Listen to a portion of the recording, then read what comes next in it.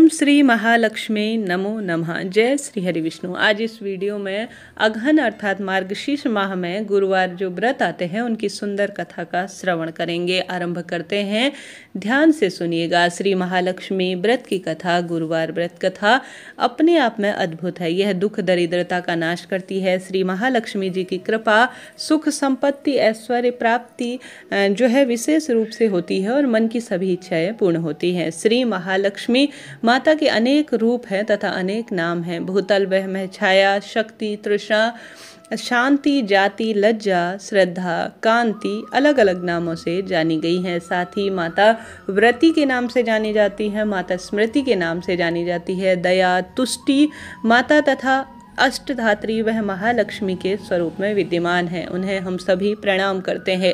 कैलाश पर्वत पर पार्वती, क्षीर सागर में सिंधु कन्या, स्वर्गलोक में महालक्ष्मी, भूलोक में लक्ष्मी, लोक और ब्रह्मलोक में सावित्री, ग्वालों में राधिका, वृंदावन में राजेश्वरी रूप में माता रानी विराजमान है। चंद्रवंदन में चंद्रा, चंपकवन में गिरजा और पद्मवन में विद्या और साथ ही कुंदकवन में कुंदती स्वरूप में विराजमान है। केतकी वन में सुशीला, कदम्ब वन में कदम्बमाला, राज प्रसाद में राजलक्ष्मी और घर घर में गृह लक्ष्मी, इन विभिन्न स्वरूपों में माता रानी विराजमान है।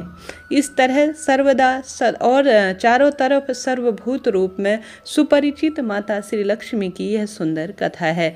अब हम इसका श्रवण पठन करेंगे। भारतवर्ष के सौराष्ट्र देश में द्वापर युग की यह कहानी कही जाती है। सौराष्ट्र में उस समय भद्रश्रवा नाम के राजा थे। वह बड़े पराक्रमी थे और 4 वेद, 6 शास्त्र, 18 पुराणों का उन्हें ज्ञान था। उनकी रानी सूरत चंद्रिका था। रानी देखने में सुंदर और विलक्षण प्रतिभा की थी और प्रतिव्रता थी। उन दोनों को 7 पुत्र तथा उनके बाद एक कन्या का वरदान मिला था। कन्या का नाम श्यामला बाला था और एक बार महालक्ष्मी जी के मन में आया कि जाकर उस राजा के राजप्रसाद में रहे, जिससे राजा को दुगनी धन दौलत प्राप्त होगी और इस धन दौलत से वह अपनी प्रजा को और अधिक सुख और कल्याण दे पाएगा।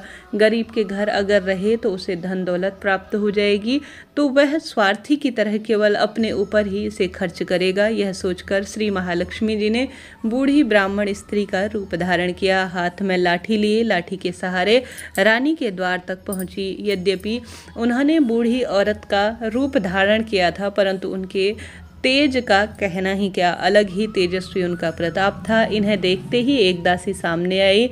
इन्हें कह डाला कि आपका नाम, धर्म और कर्म क्या है, जल्दी बताओ। वृद्ध महिला जो है महालक्ष्मी स्वरूप में थी, कहने लगी, हे बालिके, मेरा नाम कमला है, मेरे पति का नाम भुवनेश है, हम द्वारिका में रहते हैं। तुम्हारी रानी पिछले जन्म में एक वैश्य की पत्नी थी। वह वैश्य गरीब था, दारिद्र था और उसके कारण घर में रोज झगड़े हुआ करते थे तथा उसके पति रोज उसे मारा करते थे। इन बातों से तंग आकर वह घर छोड़कर चली गई तथा वन जंगल में खाली पेट भटकने लगी। उसकी इस दुर्दशा पर मुझे खूब दया आ गई। तब मैंने उसे सुख संपत्ति देने वाला श्री महालक्ष्मी व्रत की कथा सुनाई। मेरे कहने पर उसने श्री महालक्ष्मी का व्रत धारण किया। श्री महालक्ष्मी प्रसन्न हुई, उसकी गरीबी दूर हुई और घर संसार दौलत संतति और संपत्ति से उसका जीवन भर गया। बाद में पति पत्नी दोनों परलोक सिधारे। महालक्ष्मी व्रत के कारण वे लक्ष्मी लोक में रहे। उन्होंने जितने साल महालक्ष्मी व्रत किया उतने हजारों साल उन्हें खूब सारा सुख प्राप्त हुआ। इस जन्म में उनका जन्म राजघराने में हुआ, परंतु वह श्री महालक्ष्मी व्रत को धारण करना भूल गई है। उसे यही याद दिलाने के लिए यहाँ आई हूँ। बुढ़िया की बातें सुनकर दासी ने उन्हें प्रणाम किया तथा श्री महालक्ष्मी व्रत किस तरह से किया जाए इस बारे में बुढ़िया रूप में माँ लक्ष्मी से पूछा। दासी को पूजा की विधि और महिमा बताई। इसके बाद वह दासी माता को प्रणाम कर रानी को बताने अंदर चली गई। राजभवन में रहते हुए रानी को ऐश्वर्य का बहुत ज़्यादा घमंड हो गया था। संपत्ति और अधिकार की वजह से वह उन्मुक्त हो गई थी। दासी द्वारा बताई गई बुढ़िया की बातें सुनकर वह आग बबूला होकर राजद्वार पर आकर बुढ़िया रूपी महालक्ष्मी पर बरस पड़ी। उसे यह मालूम नहीं था कि श्री महालक्ष्मी बुढ़िया रूपी धारण किए हुए द्वार पर आई हैं, परंतु रानी का इस कदर जो रुख था, वह बर्ताव था, वह अनादर देखकर माता वहां से चली गई। उन्होंने समझा कि अब यहाँ रुकना ठीक नहीं है। वह वहां से चल पड़ी। राह में उन्हें राजकुमारी श्यामला बाला मिली। उन्होंने श्यामला बाला को सारी बात बताई और श्यामला बाला ने अपनी ओर से श्री महालक्ष्मी माता से क्षमा मांगी। माता को उस पर दया आई। उन्होंने श्यामला बाला को श्री महालक्ष्मी व्रत के बारे में जानकारी दी। उस दिन अगहन अर्थात मार्गशीर्ष माह का पहला गुरुवार था। श्यामला बाला ने परम श्रद्धा से ही महालक्ष्मी का व्रत रखा। फलस्वरूप राजा सिद्धेश्वर के सुपुत्र मालाधर से उनका विवाह हुआ। वह धन दौलत ऐश्वर्य वैभव से मालामाल हो गई।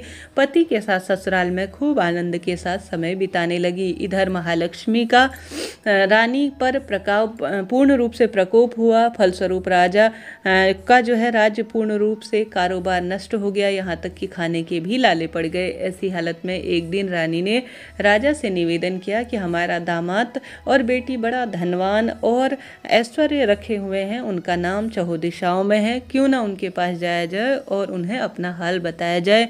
वह हमारी इस दशा में जरूर मदद करेंगे। इस बात पर राजा जो है दामाद के पास रवाना हुए। राज्य में बहुत जो है किनारे तालाब इत्यादि पड़े, जहाँ पर उन्होंने विश्राम किया। तालाब से पानी देखते आते जाते दासियों ने उन्हें देखा। उनसे विनम्रता से पूछताछ की। यह मालूम हुआ कि रानी श्यामला बाला के पिता हैं, तो दौड़ते हुए वह जाकर उन्हें वह बात जो है रानी को बताई। रानी ने दासी के हाथ राज परिधान भेजकर बड़े ठाट बाट से अपने पिता का स्वागत और आदर सत्कार किया, खान पान करवाया। जब वह लौटने लगे तो सोने की मोहरों से भरा घड़ा दिया। राजा कहने लगे जब वापस लौटे तो उन्हें इतनी खुशी हुई कि वह जो है अपनी बेटी की खूब तारीफ करने लगे। उन्होंने सोने की मोहरों से भरे घड़े का मुंह खोला तो कहने लगे, हाय भगवान, घड़े में धन के बदले कोयले कहाँ से आ गए? यह सब महालक्ष्मी के प्रकोप के कारण हुआ। इस प्रकार दुर्दशा में कई दिन बीत गए। इस बार रानी स्वयं अपनी कन्या के पास गई।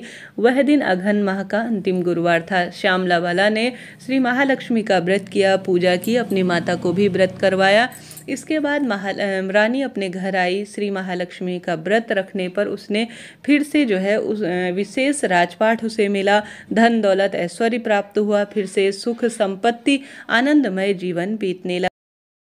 और रानी और उसकी बेटी ने मायके जब बेटी आई तो दोनों माँ बेटी ने समस्त राज्य में यह घोषणा करवा दी कि महालक्ष्मी माँ की जो अगहन माह में विशेष पूजा गुरुवार को होती है, हर एक घर में होगी, जिसके पुण्य प्रताप से पूरे घर में और राजमहल में और राज्य के सभी घरों में पूर्ण रूप से सुख संपत्ति धन संपदा आरोग्यता में वृद्धि होती चलेगी। इस तरह से जो कोई भी श्रद्धा भावना से महालक्ष्मी की पूजा करता है, माता रानी की असीम कृपा होती है, सुख संपत्ति शांति प्राप्त होती है और सभी मनोकामनाएं पूर्ण होती है। परंतु यह सब प्राप्त करने के बाद माता का यही कहना है कि कभी भी अहम भावना अर्थात अहंकार मन में न आए। हर गुरुवार को व्रत पाठ अवश्य करना चाहिए। इस तरह श्री महालक्ष्मी की महिमा भक्तों की सभी मनोकामना पूर्ण करती है। आप सभी भी बोलिए मेरे साथ, जय श्री महालक्ष्मी, जय श्री हरि विष्णु। वीडियो सुंदर उचित उपयोगी रहा हो तो लाइक करें, शेयर करें, सब्सक्राइब करें। कमेंट्स बॉक्स में जय महालक्ष्मी जरूर लिखें।